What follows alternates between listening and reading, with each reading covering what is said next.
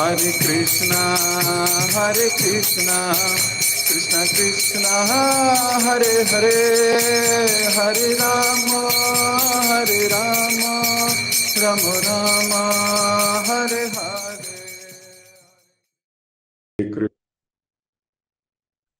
जय जय श्री चैतन्य, जय हो नित्यानंदा, जय अद्वैत चंद्र, जय गौर भक्त वृंदा। जय जय श्री चैतन्य, जय हो नित्यानंदा, जय अद्वैत चंद्र, जय गौर भक्त वृंदा। जय जय श्री चैतन्य, जय हो नित्यानंदा, जय अद्वैत चंद्र, जय गौर भक्त वृंदा। हरे कृष्ण। आप सभी भक्तों का बहुत बहुत हार्दिक स्वागत श्री चैतन्य भागवत अंतिम लीला। नित्यानंद प्रभु महाप्रभु की आज्ञा से प्रचार कर रहे हैं। मायापुर में, नादिया में, जगह जगह घूमकर भक्तों को कृष्ण से जोड़ने का प्रयास कर रहे हैं। एक दिन इनकी तीव्र इच्छा हुई है महाप्रभु के दोबारा दर्शन करने की। सची माता से आज्ञा ले नीलाचल की ओर भाग गए। सीधा पहुंचे हैं महाप्रभु के दर्शन करने को। महाप्रभु से मिले हैं। दोनों एक दूसरे को देख के भाव विभोर हैं। महाप्रभु जब नित्यानंद प्रभु से मिले तो वे श्लोक गा रहे थे कि अगर नित्यानंद प्रभु किसी स्त्री का संग भी करें या मदिरालय भी जाएं तो भी वे महान हैं, तब भी उनके चरण पूजनीय रहेंगे। नित्यानंद प्रभु महाप्रभु को देख के हरि बोल डंडे के समान नीचे गिर पड़े। एक दूसरे को प्रणाम करने लगे, आंसू बहने लगे। दोनों एक दूसरे का महिमा गान गाने लगे। नित्यानंद प्रभु ने कहा, हे भगवान, आप तो पूर्णतः स्वतंत्र हैं। आप जो चाहें करें, वो आप मुक्त हैं उसके लिए। भला आपको कौन समझ सकता है? मैं तो बस इतना जानता हूं कि मैं केवल आपका आज्ञाकारी सेवक हूं। आप जैसे आज्ञा कहेंगे मुझे तो बस वही करना है, बस। और मैं अपने विषय में कुछ नहीं जानता। आपने पहले सन्यास का जीवन स्वीकार करने को प्रेरणा दी तो मैंने किया, फिर आपने कहा त्याग दो, मैंने त्याग दिया। भले ही लोगों ने मेरा उपहास उड़ाया, भले ही लोगों ने मेरा मजाक उड़ाया, लेकिन मेरे हाथ में क्या है?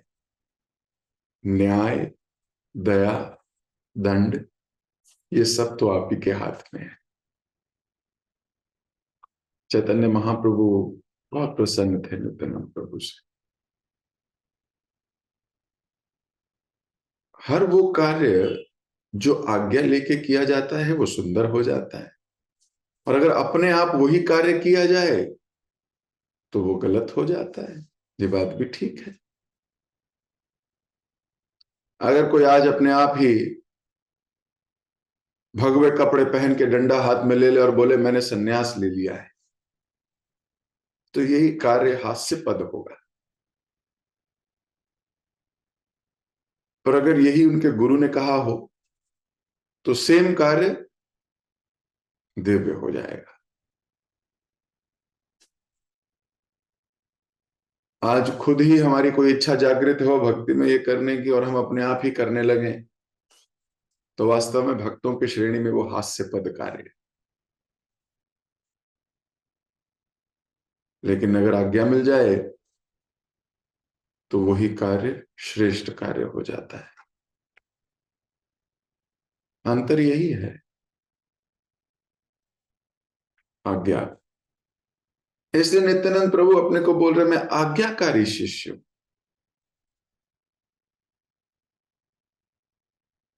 कई बार सहजिया या सेंटिमेंटल मेंटेलिटी के भक्त अपनी ही मर्जी से कुछ भी करते हैं, करते भगवान के लिए ही है, ऐसा कहते वो यही है।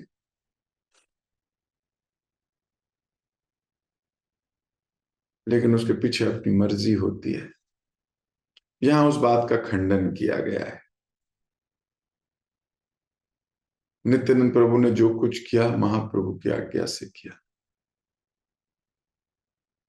भक्ति वर्धन कार्य या भक्ति का कोई भी कार्य हमें बिना आज्ञा के नहीं करना चाहिए। ये जीवन भगवान की संतुष्टि के लिए है, गुरुजनों की संतुष्टि के लिए है। अगर इस पथ से हम विचलित हो गए, पदभ्रष्ट हो जाएंगे। और अगर पथभ्रष्ट हो गए तो कहीं और जाना था, कहीं और ही पहुंच जाएंगे।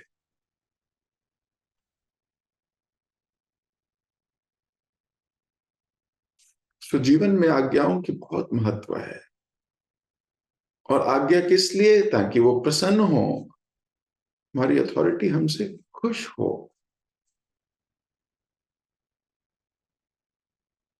तो महाप्रभु बड़े खुश थे। और महाप्रभु बोल रहे थे, अनजान लोग आपका अपमान करते हैं।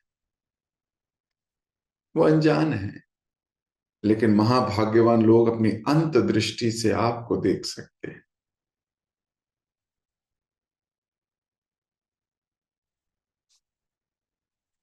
तो यहां तक हमने पिछली क्लासेस में किया। अब हम यहीं से आगे पढ़ेंगे। मैं आपकी स्क्रीन पर दिखा रहा हूं। अंततः नित्यानंद प्रभु को विदाई देकर महाप्रभु अपने निवास पर लौट आए। तो महाप्रभु अभी अपने निवास पर आ गए हैं। तब नित्यानंद प्रभु भगवान जगन्नाथ के दर्शनों के लिए मंदिर पहुंचे। श्री विग्रहों का दर्शन करके नित्यानंद प्रभु भूमि पर गिरकर लौटने लगे। उन्हें पत्थर के कठोर फर्श पर गिरने से बचाने के लिए सैकड़ों लोग दौड़ पड़ते, परंतु एक साथ मिलकर भी वे उन्हें थाम नहीं पाते। तो इधर अब जगन्नाथ जी के दर्शन करने के लिए गए हैं नित्यानंद प्रभु। पहले महाप्रभु से मिले हैं।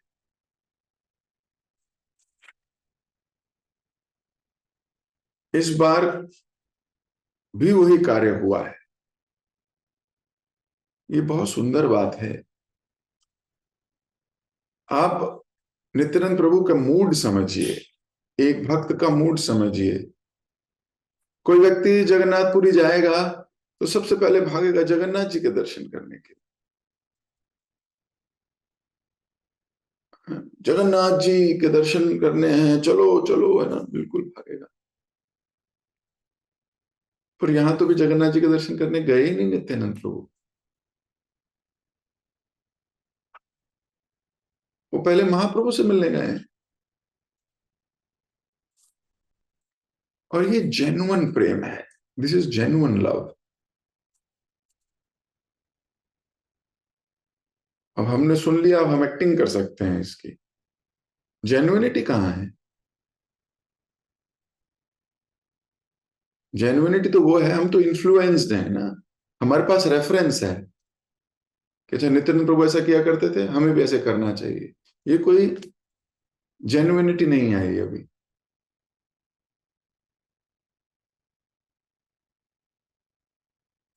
महाप्रभु से मिलन पहले हो रहा है। क्यों? क्योंकि गुरुजनों में श्रद्धा ज्यादा है। ये सचल जगन्नाथ हैं।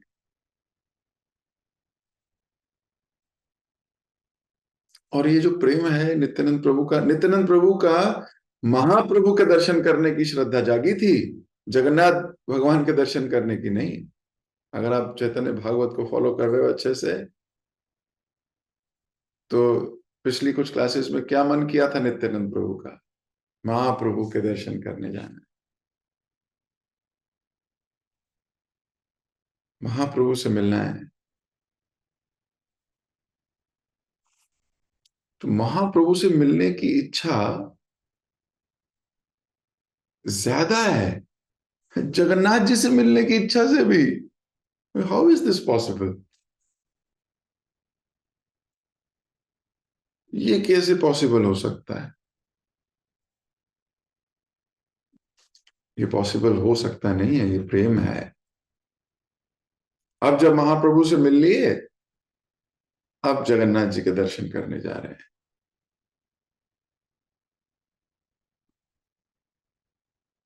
पहले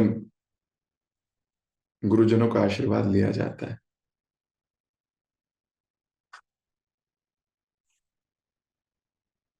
अब जगन्नाथ मंदिर में जाके क्या कर रहे हैं देखिए ना, क्या ऐसे लोट पोट हो रहे हैं। और पत्थर पर, वो कठोर पत्थर है, आप लोग गए हो जगन्नाथपुरी, आपने देखा है, वो बिल्कुल पत्थर का बना है, नीचे फर्श। और वहां पे अगर डंडे की तरह गिरोगे तो बहुत चोट लगेगी। तो सही बहुत से लोग उन्हें रोकते थे कि अभी रुको रुको रुको रुको रुको, गिर जा, लगेगी, चोट लगेगी। लेकिन उनको संभाल नहीं पाते थे। भगवान जगन्नाथ श्री बलदेव और सुभद्रा देवी की सुंदरता को निहारते हुए नित्यानंद प्रभु भाव विभोर हो रोने लगे। नित्यानंद प्रभु को देखकर पुजारी तुरंत वहां आए और उनके दिव्य स्वरूप से प्रभावित होकर उन्हें भगवान की प्रसादी माला पहना दी। वस्तुतः नित्यानंद प्रभु के संग में भगवान जगन्नाथ के सब सेवकों ने अलौकिक सुख का अनुभव किया।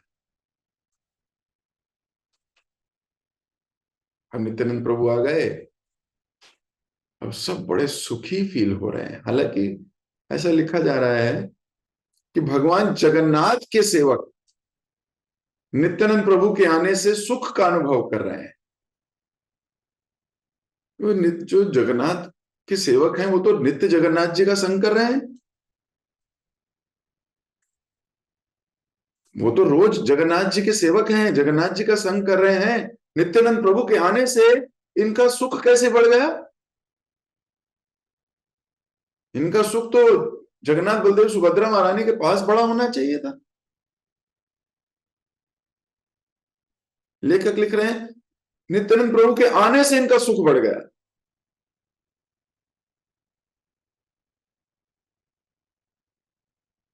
ऐसे संबंध है वैष्णव संबंध। ये वैष्णवों को देखने की दृष्टि ये प्रेम से आती है।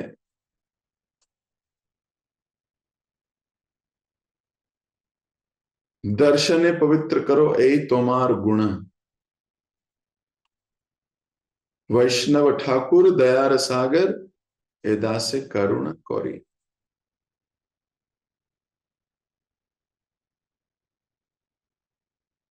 असली प्रसन्नता, असली खुशी संबंधों में है, वैष्णव संबंधों में।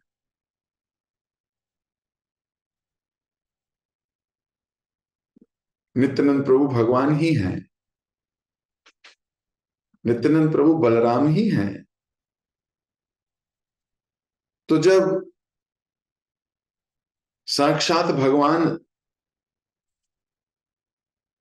हमारे सामने प्रत्यक्ष लीला कर रहे हों, आदान प्रदान कर रहे हों, या भक्त श्रेष्ठ नित्यानंद प्रभु गुरु तत्व हैं, जब गुरु तत्व स्वयं हमारे साथ आदान प्रदान कर रहा हो, तो उस आनंद का मुकाबला तो कहीं और हो ही नहीं सकता।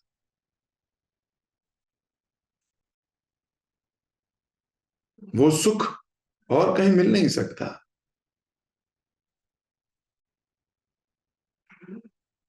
ये सो कॉल्ड अपनी इंद्रियों का सुख, अपने मन का सुख, अपनी बुद्धि के सुख में लोग लिपट के मर जाते हैं। इंद्रिय सुख में अपना जीवन व्यतीत कर देते हैं, जो मेरी सेंसेस को खुशी दे, मेरे मन को खुशी दे।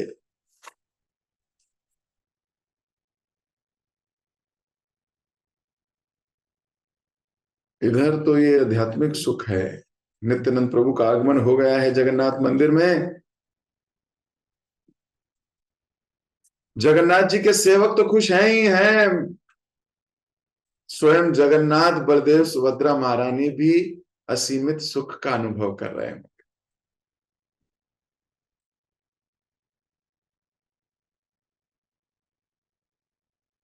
दर्शन किए, सबको भाव विभोर कर दिया नित्यानंद प्रभु ने।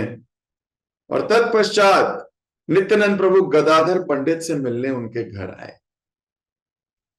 गदाधर पंडित के घर में भगवान गोपीनाथ के श्री विग्रह इतने सुंदर थे, प्रतीत होता था मानो श्री व्रजेंद्र कुमार स्वयं वहां खड़े। श्री चैतन्य महाप्रभु ने एक समय उन श्री विग्रह का आलिंगन किया था। गोपीनाथ का दर्शन करके नित्यानंद प्रभु अविरल अश्रुधारा बहाने लगे। अभी नित्यानंद प्रभु गदाधर पंडित के घर हैं, और गदाधर पंडित के पर्सनल डिटीज हैं गोपीनाथ जी। अब वो गोपीनाथ जी इतने सुंदर हैं कि एक बार महाप्रभु ने भी उनका आलिंगन के गले लगा लिया था उस विग्रहों को, तो वो और सुंदर हो गए। और गोपीनाथ जी का दर्शन करके आंसू बह रहे हैं। ये कैसे बहते हैं आंसू?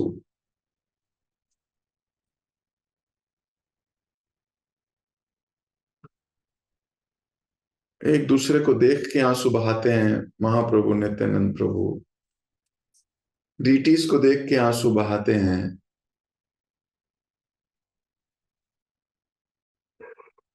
ये कैसे बहाते हैं आंसू? कितना हृदय में प्रेम होगा इनके। हमारे हृदय में तो कूट नाती है, हम दिखाते कुछ हैं कुछ और।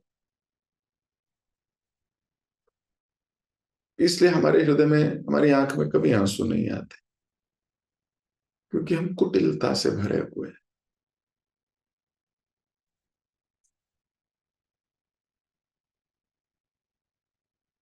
कैसे श्री विग्रहों को देखकर आंखों में अश्रुधारा बहने लगती है।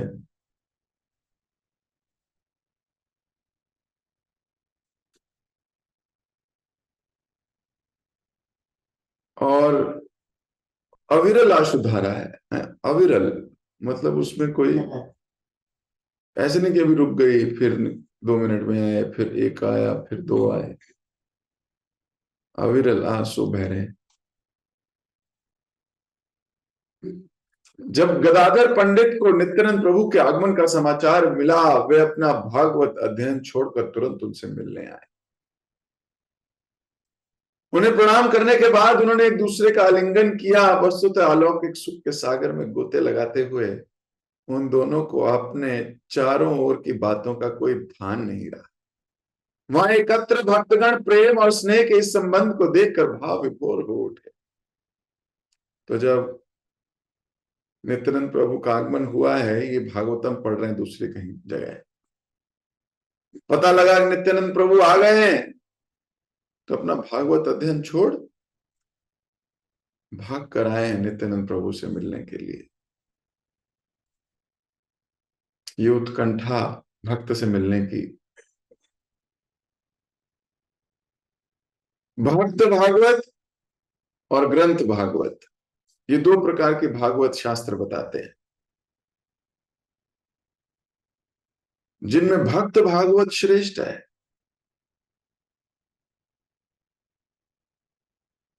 लेकिन ये दोनों एक दूसरे में श्रद्धा बढ़ाते हैं। भक्त भागवत शास्त्र भागवत में श्रद्धा बढ़ाएंगे, और शास्त्र भागवत पढ़ोगे तो भक्त भागवत में श्रद्धा बढ़ाएंगे। पूरी भागवतम भक्तों का आश्रय, भक्तों की श्रद्धा के लिए ही है। भक्तों में श्रद्धा बढ़ जाए, गुरुजनों में श्रद्धा हो जाए हमारी। इसीलिए आप देखिए कि पूरी भागवत भगवान पे तो दसम स्कंद आधारित है, बाकी सब तो भक्तों की लीला है। कुंती महारानी पहले स्कंद में, भीष्मदेव पहले स्कंद में। पढ़ते रहोगे पूरी, कपिल मुनि, ध्रुव महाराज, भरत महाराज। आप जैसे जैसे स्कंद में आगे बढ़ोगे भक्तों की महिमा सुनोगे। पृथु महाराज, 7वें स्कंद तक पहुंचते पहुंचते प्रहलाद महाराज भी आ जाएंगे, चित्रकेतु महाराज, वृत्तासुर, सब भक्तों की गाथा है। तो भागवतम पढ़ने से भक्तों पे श्रद्धा बढ़ती है। और भक्त क्या करते हैं? भागवत पे श्रद्धा बढ़ाते हैं। तो ये दोनों एक दूसरे को कॉम्प्लीमेंट करते हैं, भक्त भागवत और ग्रंथ भागवत। गदाधर ने ग्रंथ भागवत छोड़ी और भक्त भागवत के दर्शन करने भागे। अभी जब ये दोनों बैठेंगे तो ग्रंथ भागवत की चर्चा करेंगे।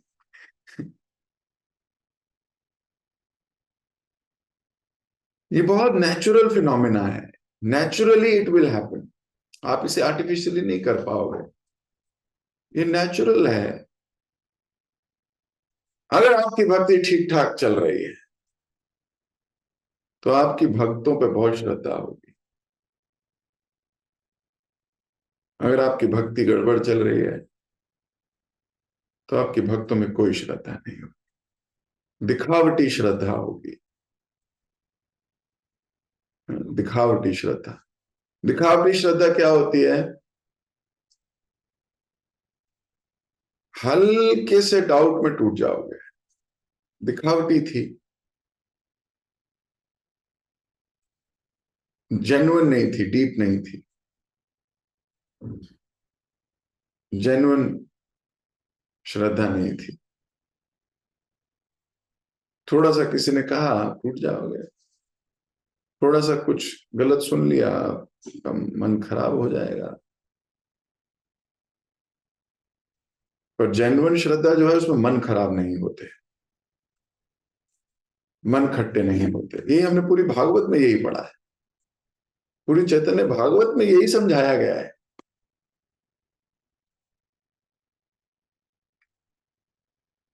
जेन्युइन भक्त, वेरी शुद्ध डिवोटी। शुद्ध डिवोटी इज वेरी डीप। हम होते हैं शुद्ध डिवोटी जब तक क्लास चलती है तब तक हम शुद्ध हैं। क्लास खत्म तो फिर वही वही डिस्कशंस, वही लोग, फिर वही बातें। लेकिन भागवतम भी हार मानने वाली नहीं है। ये रोज पढ़ा पढ़ा कर हमें शुद्ध करेगी एक दिन, अगर आपने ये संग विच्छेद नहीं किया तो। संग विच्छेद भी व्यक्ति खुद ही करता है। अगर माया के प्रहार से बच गए और जीवन के अंत तक चलते रहे ऐसे ही, तो सफल हो जाएंगे। तो यहां गदाधर पंडित भागवत अध्ययन छोड़ा और भक्त भागवत से मिलने के लिए भाग गए। और अभी दोनों भूल गए आसपास क्या हो रहा है, कौन है कौन नहीं है। और बाकी जितने भक्त हैं वो इस संबंध को देख के बड़े गदगद हो रहे हैं, भाव विभोर हो रहे हैं। ये भी बड़ा इंपॉर्टेंट है। कई बार मैं इसे पढ़ता हूं, सुनता हूं तो सोचता हूं कि कितनी सुंदर भक्त हैं, कितने सुंदर भक्त हैं। अपने बारे में चिंतन नहीं करते, नहीं तो आदमी सोचने लगता है यार मेरे को तो कभी गले नहीं लगाया, इनको लगा रहे हैं।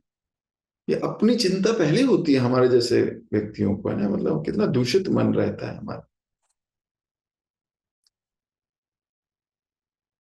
कोई दूसरा ग्रो कर रहा होता है या उसको कुछ मिलता है तो हम प्रसन्न नहीं होते उसमें। भक्तों में और आम लोगों में यही अंतर है। किसी की भक्ति की प्रोग्रेस देखकर या किसी पे अनुकंपा होते देखकर, किसी पे कृपा होते देखकर अगर आप गदगद हो रहे हो तो भक्त हो। अगर आप किसी की प्रसन्नता में दुखी हो रहे हो, आम आदमी हो। क्योंकि आम आदमी का काम है ये करना, आम भक्त हो। फिर आपको भक्तों की श्रेणी में नहीं रखा जा सकता। भक्त वो है जो हर परिस्थिति में सेटिस्फाइड है। इंस्पिरेशन हो सकती है लेकिन वो किसी का गलत नहीं सोचता। इंस्पायर्ड हो सकता है कि मैं भी कुछ ऐसे कार्य करूंगा जिनसे मैं भी इनके प्रियजनों में मेरी भी गिनती होने लगे, मैं भी अपनी सेवा भाव से, सेवा मूड से एक दिन इनके ध्यान को आकर्षित करके इतना प्रिय बनने का प्रयास करूंगा। इंस्पिरेशन हो सकती है, अधिकार नहीं।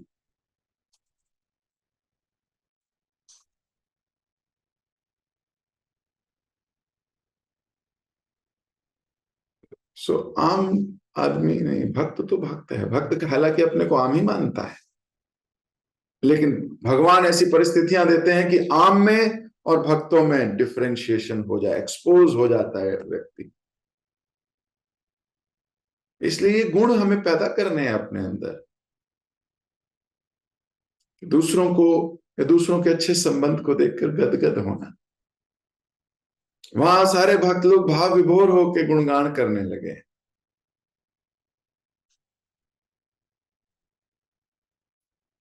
आगे सुनिए। कुछ समय में गदाधर पंडित और नित्यानंद प्रभु शांत होकर बैठ गए। गदाधर पंडित ने नित्यानंद प्रभु से दोपहर का भोजन उनके घर करने का आग्रह किया। उन्हें बताया बिना नित्यानंद प्रभु श्री गोपीनाथ के लिए बंगाल से बड़ी मात्रा में उत्कृष्ट चावल एवं वस्त्र लाए थे। उन्हें बताए बिना नित्यानंद प्रभु लाए थे कुछ उनके लिए गिफ्ट। तो ददाति प्रतिगणाति गुह्यम अख्याति प्रयच्छति भुजते भुजते छठ भी प्रीति लक्षण। तो जब कभी मित्रों से मिलो कुछ उनके लिए गिफ्ट, दूर से आए हैं तो कुछ लेके आए हैं, चावल लेके आए हैं।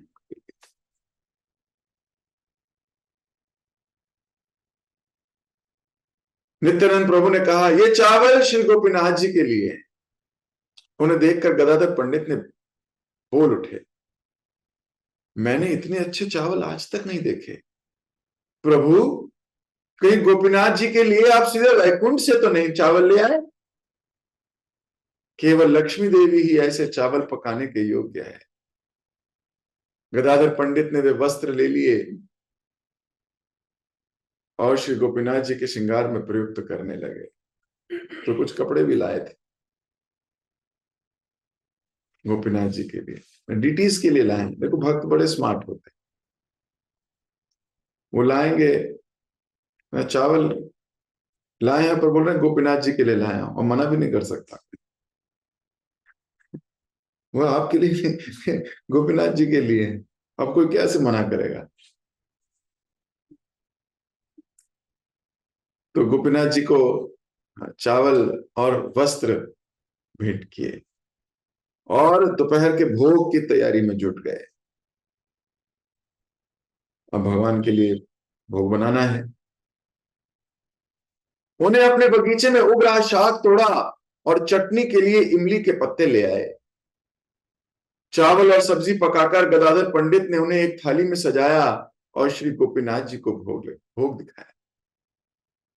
उसी क्षण श्री चैतन्य महाप्रभु वहां प्रकट हो गए। सुंदर मुस्कान से युक्त वे हरे कृष्ण महामंत्र का कीर्तन कर रहे थे। उन्होंने मंद स्वर में गदाधर पंडित को उनके नाम से पुकारा और दिव्य आनंद का अनुभव करते हुए उनकी स्तुति करने लगे। फिर मुस्कुराते हुए उन्होंने कहा, गदाधर, आज तुमने मुझे भोज पर नहीं बुलाया। मैं कोई अजनबी हूं क्या? परंतु यदि तुम मना भी करोगे तो मैं छीनकर प्रसाद ले लूंगा। मैं नित्यानंद प्रभु द्वारा लाए गए तथा तुम्हारे हाथ से पकाए चावल को खाने का अवसर यूं ही जाने थोड़ी दूंगा। क्या अद्भुत प्रेम है! आदमी तो शर्म में आ जाए दूसरे के घर जाने में, लेकिन ये प्रेम है। हम उसके घर जाके बोल रहे हैं कि तुम मुझे नहीं बुलाया। बोला, अगर नहीं भी बुलाया तो क्या हुआ, छीन के खा लूंगा।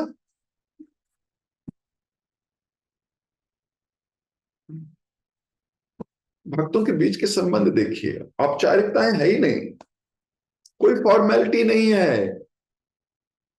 इतना स्नेह है कि पहुंच गए और बोले, मैं तो जबरदस्ती खा सकता हूं। धन्य है गदाधर, जिसके घर स्वयं महाप्रभु आके ये वाक्य बोल सकते हैं। धन्य है वो भक्त जिन्होंने इतना स्कोप दिया है। धन्य है वो लोग जिन्होंने अपने घर को ऐसे खोल दिया है कि भक्तगण कभी भी आ जाएं।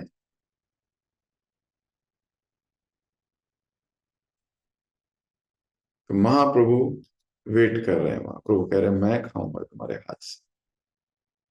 नित्यानंद प्रभु और गदाधर पंडित आनंदित हो उठे। कितनी खुशी हो गई इन दोनों को। महाप्रभु भी आ गए। अब वो ये नहीं सोच रहे हो दो के लिए बनाया था, एक और आ गया, अब तो कम मिलेगा। कई बार फर्स्ट थॉट इतना नेगेटिव होता है ना, कि तो दो ही लोगों के लिए था, एक और आ गए, अब कैसे खिलाएं इन्हें, हमारे को कम मिलेगा। भक्तों का ये बिल्कुल भाव नहीं। भक्तों का भाव होता है दे दो, है कि नहीं।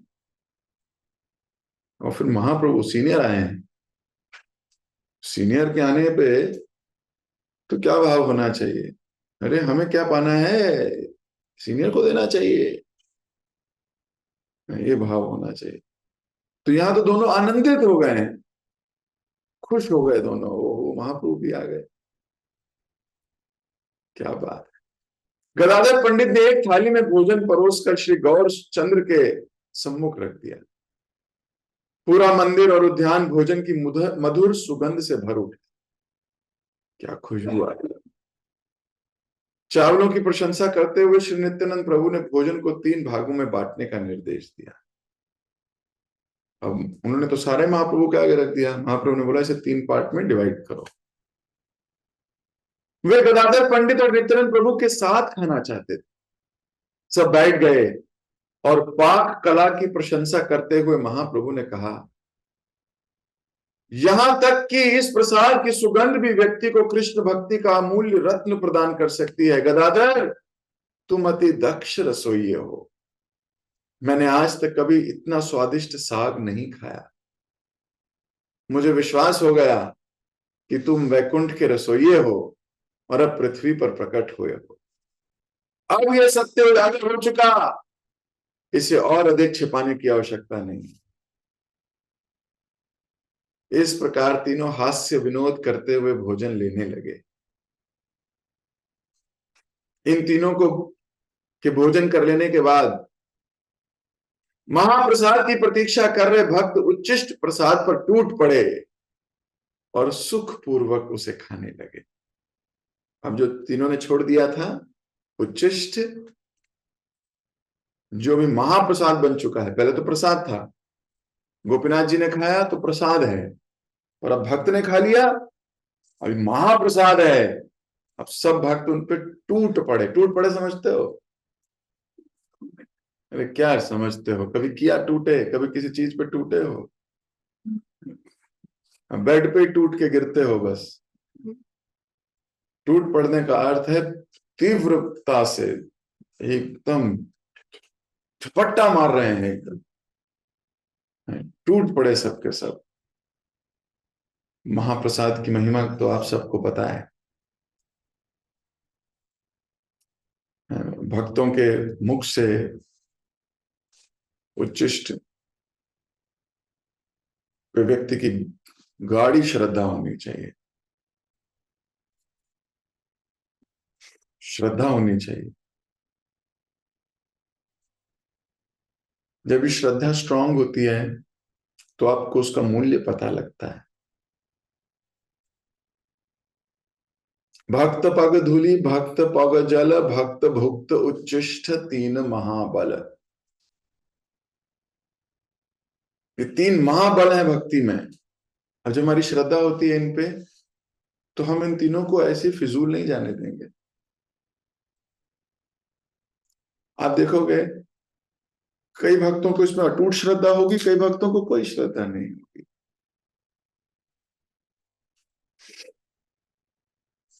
भक्त पग धूलि नॉर्मल क्या है? तो ब्रज रज तो एक्चुअली में भगवान की और भक्तों की चरण रज ही है। उस पर श्रद्धा। एक आचार्य तो लिखते हैं कि भगवान ने जब माटी खाई और ब्रह्मांड दिखाया मुंह में, हमारे एक वैष्णवाचार्य लिखते हैं इसमें भगवान के कोई वो नहीं है, गुणगान भगवान का नहीं होना चाहिए। तो फिर किसका होना चाहिए? बोले ब्रज की माटी की एक लीला है कि 2 वर्ष का बालक भी खाता है तो पूरा ब्रह्मांड मुख में नजर आता है। 2 वर्ष का बालक, भगवान 2 वर्ष के थे, फिर 2 वर्ष का बालक भी अगर माटी खाए पूरा ब्रह्मांड नजर आए, ये तो ब्रज की रज की महिमा है। क्योंकि वहां भगवान कृष्ण के शुद्ध भक्तों की चरण पड़ते हैं। महाजनो ये न सगतान पंथा, श्रीमद भागवतम कहती है, बिना भगवत पाद रजोभिषेकम से बोलते, बिना किसी भक्त की चरण धूलि से अभिषेक किए बिना भक्त नहीं बना जा सकता। किसी भक्त की चरण रज से नहाए बिना, बिना भगवत पाद रजोभिषेकम, उसकी रज से अभिषेक किए बिना। और रज से अभिषेक कौन करेगा? जिसमें श्रद्धा है। जिसमें श्रद्धा नहीं है वो क्या करेगा?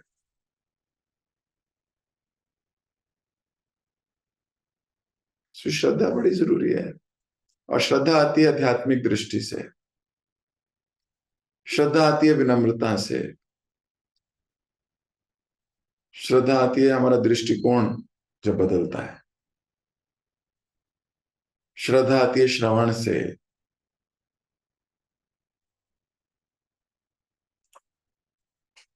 श्रम करने की या करने का बल भी मिलता है श्रद्धा से। ऑफिस क्यों जाते हो, मेहनत क्यों करते हो? क्योंकि इतनी श्रद्धा है ऑफिस में कि ऑफिस जाऊंगा तो एंड में महीने की लक्ष्मी मिलेगी, है कि नहीं? श्रद्धा है इसलिए उस पर, इसलिए श्रम करने को आदमी रेडी हो जाता है। जहां श्रद्धा है वहीं श्रम है, मेहनत है। हम देखते हैं जैसे जैसे भक्तों की श्रद्धा कम होती है उनकी सेवाएं कम हो जाती। स्टार्टिंग में बहुत जोश रहता है ना, शुरुआती दिनों में बहुत जोश होता है, ये भी करेंगे, ये भी सेवा करेंगे, वो भी करेंगे, और धीरे धीरे लथार्जिक हो जाते हैं, श्रद्धा कम हो जाती है, उत्साह कम हो जाता है। क्यों? क्योंकि जेन्युइन नहीं, भक्ति को डीप नहीं किया।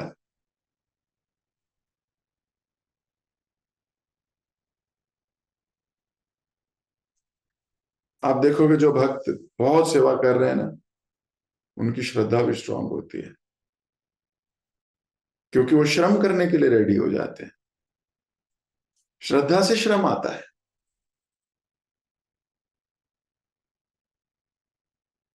जिनमें श्रद्धा नहीं है आप उनको सेवा नहीं, बहाने बहुत होंगे उनके पास। क्यों? क्योंकि उनकी श्रद्धा कहीं और है, और उस श्रद्धा में श्रम हो रहा है। जहां श्रद्धा है वहां श्रम है। मान लो किसी की पैसे कमाने में श्रद्धा है, वहां बहुत मेहनत करेगा, वहां कोई बहाना नहीं होगा। सेवा आएगी, यहां बहाना मारेगा। इसका अर्थ ये नहीं कि उसकी श्रद्धा भगवान में नहीं है, उसकी श्रद्धा भगवान में तो नहीं, कहीं और है। श्रद्धा तो है, पर कहीं और इन्वेस्ट की है उसने श्रद्धा। वहीं भक्त होता है, वो धीरे धीरे सब तरफ से श्रद्धा काटता है, और उसकी श्रद्धा भगवान में होती है और भक्तों में होती है। यही उसकी श्रद्धा है, इसलिए वो यहां परिश्रम करेगा।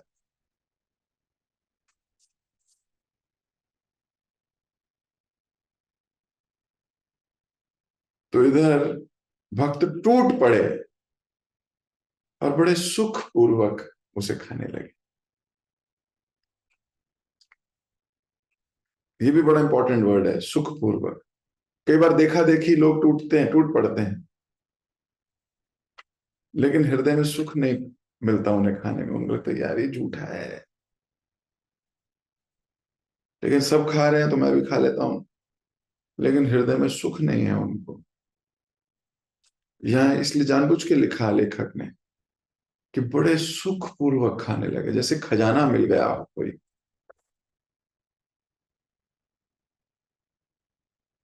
जैसे हम वृंदावन दास ठाकुर द्वारा लिखित या गाया हुआ ये गीत या चैतन्य भागवत को सुख पूर्वक कान के माध्यम से खा रहे हैं,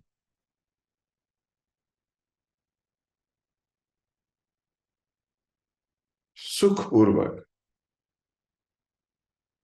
और टूट पड़े हैं सुनने के लिए। यही भाव हमारे हृदय में सदैव बना रहे। दिन प्रतिदिन इसकी प्रगति हो, इन्हीं अभिलाषाओं के साथ, इन्हीं कामनाओं के साथ आज की क्लास को मैं ही विराम दे रहा हूं। जगत गुरु शिल प्रभुपाद की जय। हरे कृष्ण कृष्ण कृष्ण हरे हरे, हरे राम राम राम हरे हरे। बहुत सुंदर संवाद चल रहा है। किसी भक्त का कोई प्रश्न या कोई टीका?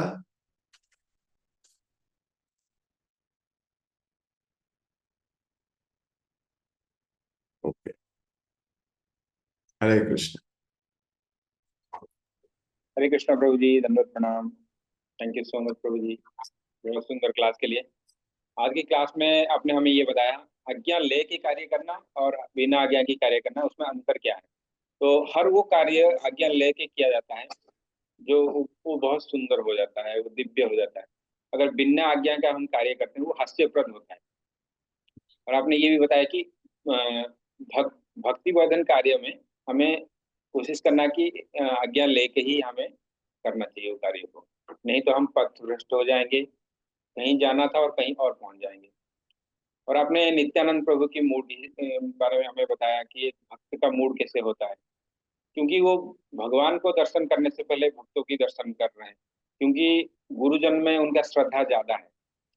तो पहले हमें कोशिश करना है गुरुजन का आशीर्वाद लेके ही हमें दर्शन करने के लिए जाना चाहिए। और आपने ये बताया कि भक्त को देखकर आंसू आना, भगवान को देखकर आंसू आना, ये प्रेम का लक्षण होता है। तो हमें भी कोशिश करना है हमारे भक्तों के साथ ऐसे भी प्रेम संबंध हो हमारे।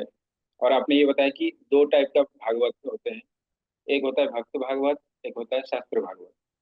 इसमें से जो श्रेष्ठ है वो होता है भक्त भागवत, क्योंकि दोनों दोनों पे श्रद्धा बढ़ाते हैं। जब भक्त शास्त्र पे श्रद्धा बढ़ाता है और शास्त्र भक्तों पर। और आपने ये भी बताया कि अगर हमारा भक्ति ठीक चल रहा है इसका मतलब हमारा श्रद्धा ठीक है, मतलब श्रद्धा है। अगर भक्ति ठीक नहीं चल रहा है तो इसका मतलब हमारा श्रद्धा नहीं है। इसमें आपने ये बताया कि किसी को देख के अगर हमें प्रसन्नता हो रहा है, उसकी वाहवाही पे हमें देख के अगर प्रसन्नता हो रही है तो हम भक्त हैं। अगर हमें ईर्ष्या आ रहा है तो इसका मतलब हम भक्त नहीं है। और आपने ये भी बताया कि वो भक्त धन्य है जो सब भक्त के लिए अपना घर खोल दिए हैं, सबको बुलाते हैं, घर को बुलाते हैं, घर पे बुलाते हैं, जैसे गदाधर पंडित करते हैं। और आपने महाप्रसाद की महिमा के में बारे में बताया। भगवान जब प्रसाद पाके उसको छोड़ देते हैं वो प्रसाद बनता है, उसको जब भक्त पा लेते हैं तो वो महाप्रसाद बन जाता है। तो महाप्रसाद के लिए हमें भी टूट पड़ना चाहिए, महाप्रसाद यानी भक्त की जुटन के लिए। क्योंकि जो आपने 3 बल के बारे में बताया, भक्त पग धूलि, भक्त पद जल, भक्त उच्छिष्ट, ये 3 महाबल। और ये तभी हो पाएगा तो जब हमारा श्रद्धा होगा, और श्रद्धा कैसे बढ़ेगा? हमारे श्रवण से बढ़ेगा। तो थैंक यू सो मच प्रभु जी, बहुत सुंदर क्लास के लिए। सभी भक्तों को भी धन्यवाद इतने प्रेम पूर्वक श्रवण करने के लिए। हम प्रभु जी का धन्यवाद करेंगे एक बार हरे कृष्ण महामंत्र से। Hare Krishna Krishna Krishna Hare Hare, Hare Ram Ram Ram Hare. Thank you so much. बहुत बहुत धन्यवाद। हरे कृष्ण।